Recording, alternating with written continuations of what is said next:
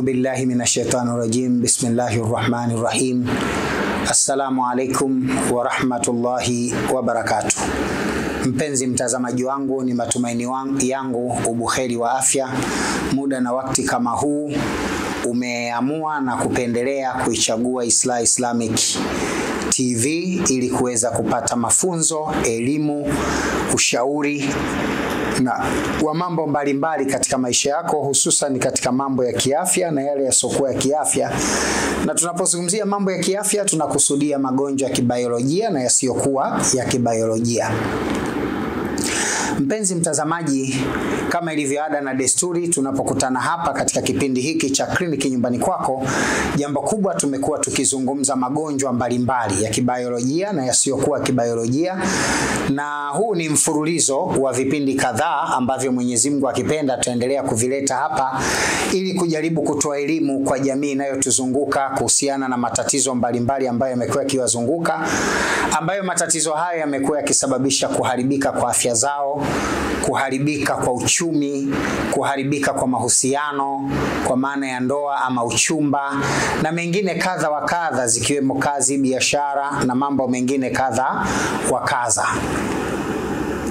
Kama ilivyo ada na desturi, ni mimi kiongozi wako hapa, msemaji wako, mhadhiri wako, Alhaji Dr. Sule, mkurugenzi mkuu wa taasisi ya Islamic Foundation yenye makao yake jijini Dar es Salaam, barabara ya Sharif Shamba, nyumba nambari 3 katika eneo la Ilala Bungoni, hapa katika jiji la Dar es Salaam nchini Tanzania.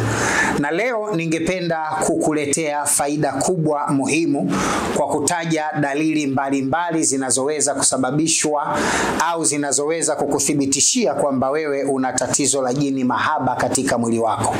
Na hii nitakwenda kugusa baadhi ya dalili kwa wanamume na baadhi ya dalili kwa wanawake, kwa maana nitazungumzia general kwa maana ya wanawake na wanamume. Vipi unaweza ukajihisi kwamba wewe una tatizo au dalili za kuwa na jini mahaba katika mwili wako? Mpenzi mtazamaji, kuwa na dalili za majini au uchawi au kutokana na tatizo la hasadi, hakuna vipimo vya kibiolojia vinaweza kukuthibitishia dalili za kuthibitisha kwamba wewe una tatizo la magonjwa yasiyokuwa ya kibiolojia, kwa sababu magonjwa yasiyokuwa ya kibiolojia mara nyingi ni magonjwa ambayo hayana dalili zinazoweza kuonekana katika vipimo vya kisayansi, na hivyo huwezi kuyaona. Ni mambo ya kispiritual, hayaonekani kwa macho.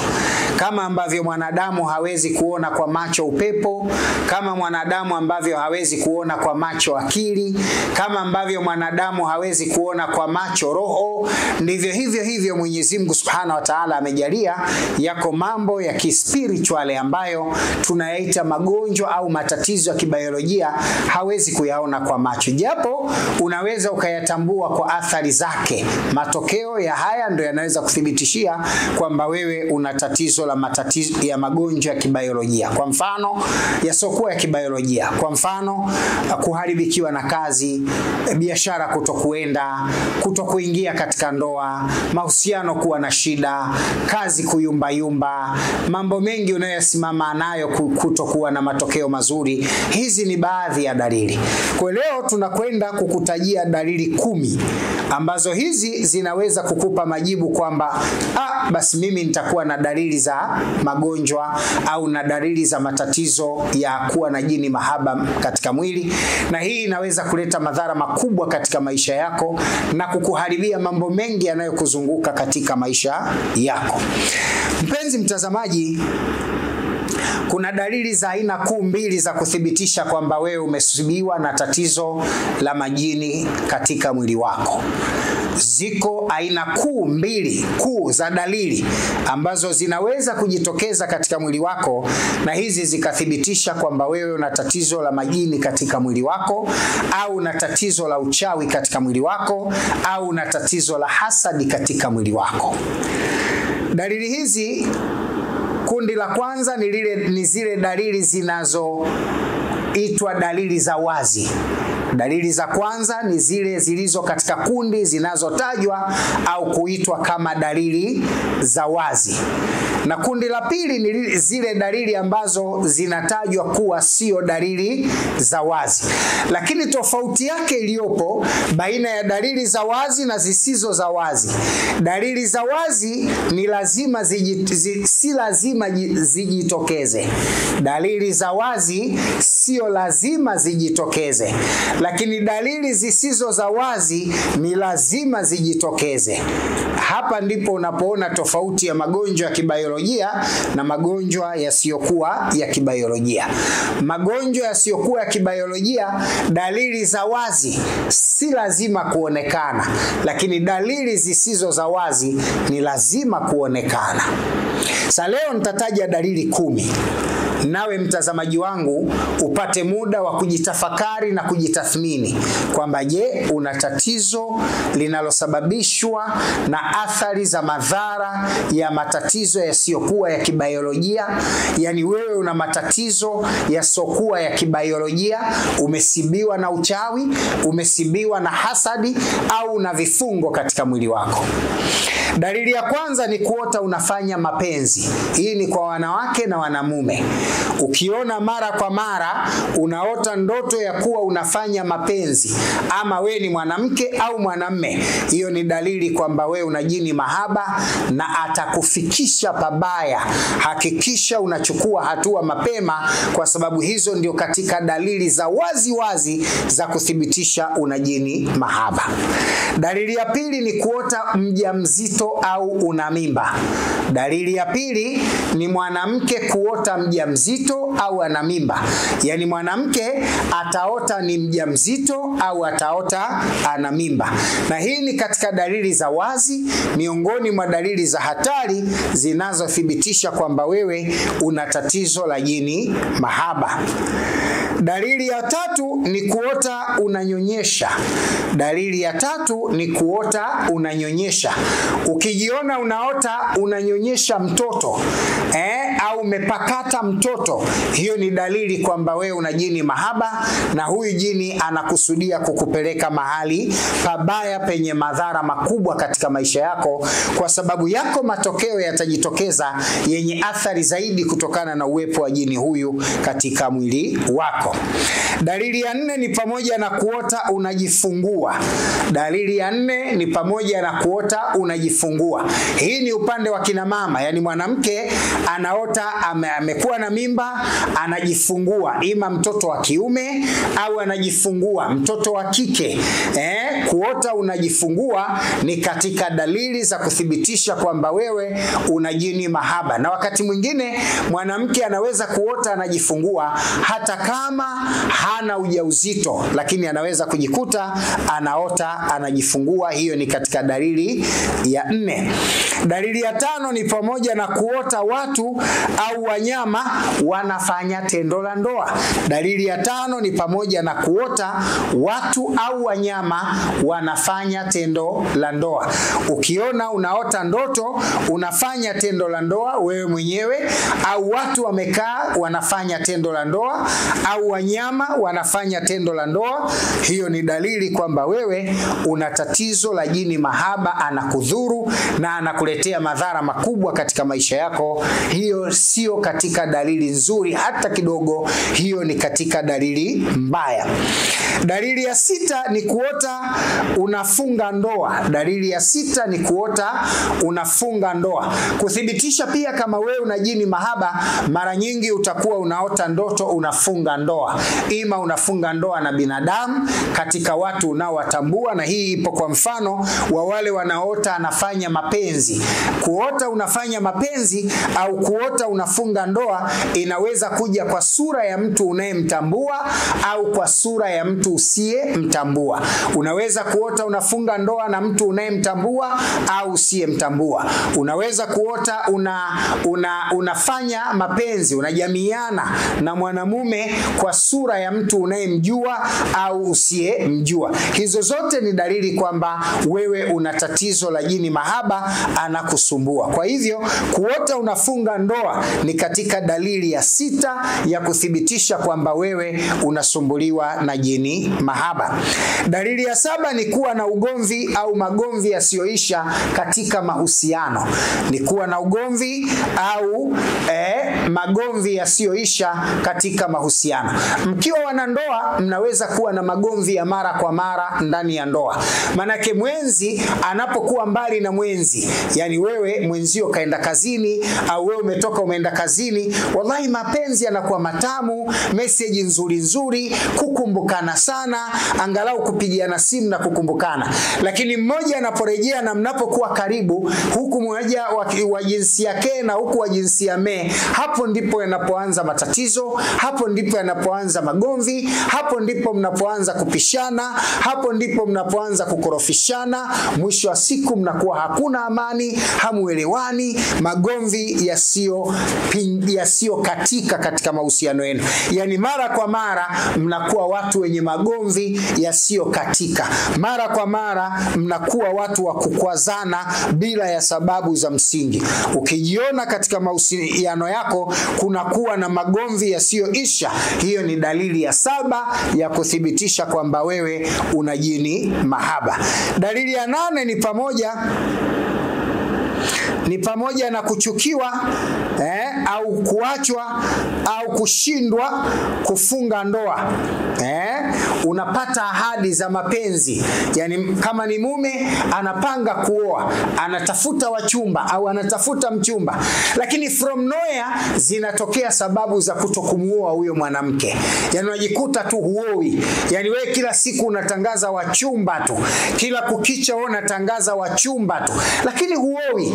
Yani ufikii maamuzi ya kuoa. Unaweza ukakaa na demu, unaweza ukakaa na mwanamke kama vimada mwaka, miaka 2, 3, 4, yani maisha yao ni rahisi, lakini ukifikia maamuzi ya kutaka kuoa, kinatokea cha kutokea. Mwisho wa siku mnaanza kukorofishana, mwisho wa siku mnaanza kugombana, mwisho wa siku mnaanza kutokuelewana, mwisho wa siku mnakuwa watu msioelewana, mnalazimika kuvunja mahusiano yenu na maisha yanaendelea.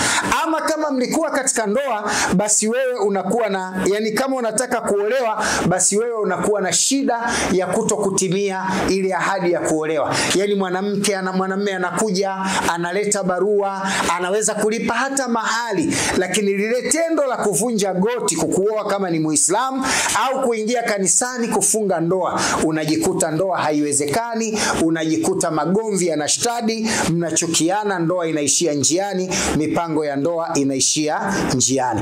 Kwa hiyo ukiona una tatizo la kuachwa, una tatizo la kutokutimia kwa ndoa, basi jua wewe una dalili kwamba una jini mahaba, na hiyo ni katika dalili ya 8. Dalili ya 9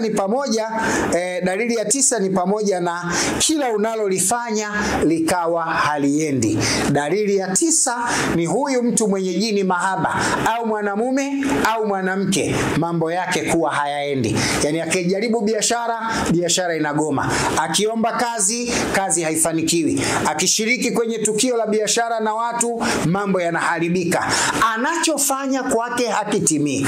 Na ikitokea kashika pesa, basi hiyo pesa bwana haitaleta matokeo chanya hata kidogo. Yani yeye akijaribu mradi wa biashara, hiyo biashara kaunguza, akipeleka vyeti kuomba kazi, hiyo kazi hatopata, akitaka kudumu ndani ya ndoa hafanikiwi kuolewa, kama yumo ndani ya ndoa anaichukia mpaka anatamani kuvunja hiyo ndoa, atoke ndani ya ndoa. Hiyo ni dalili kwamba wewe unakuwa na tatizo la jini mahaba. Ndiyo maana kila jambo unalolipanga au unalolifanya haliwezi kufanikiwa, haliishi mwisho, haliendi unavyotaka, kwa sababu ndani yake unakuwa na vifungo, ndani yake unakuwa na kiza kinachosababishwa na vifungo vya sheitani au uchawi katika mwili wako.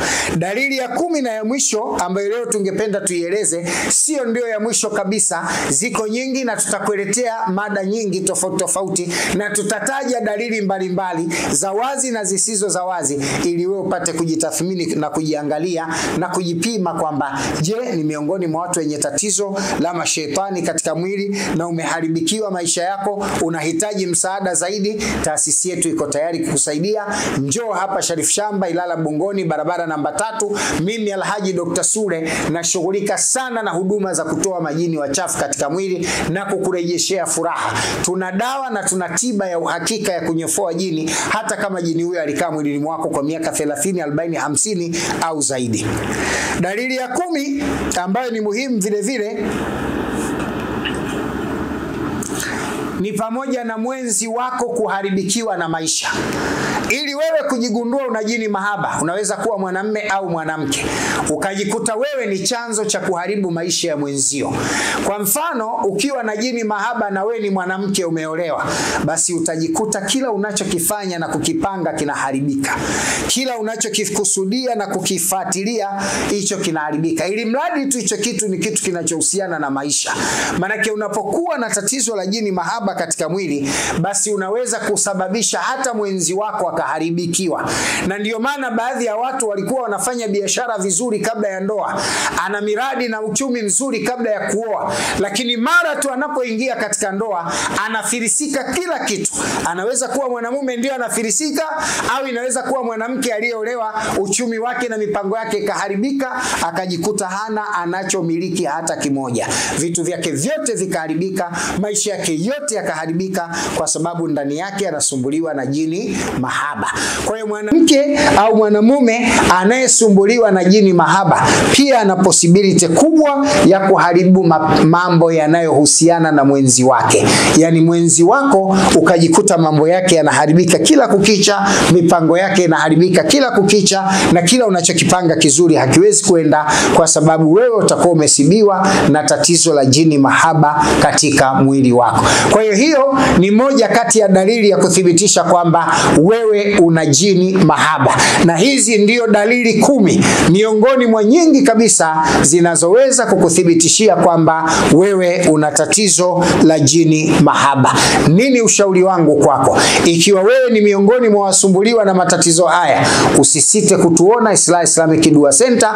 Tuna uwezo mkubwa kwa idhini ya Mwenyezi Mungu kupambana na matatizo ya mashetani, kuondoa hasadi na uchafu wake, na kukubakiza ukiwa salama, mipango na maisha yako kuweza kwenda vizuri kadiri utakavyokadiriwa na Mwenyezi Mungu Subhanahu wa Ta'ala.